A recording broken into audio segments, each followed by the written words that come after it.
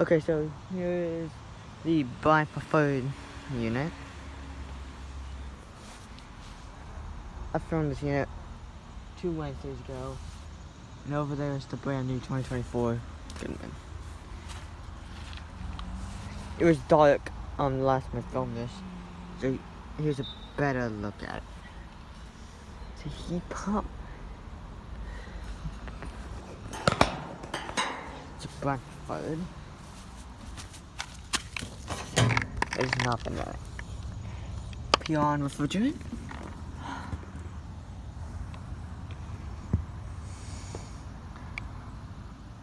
There's the data.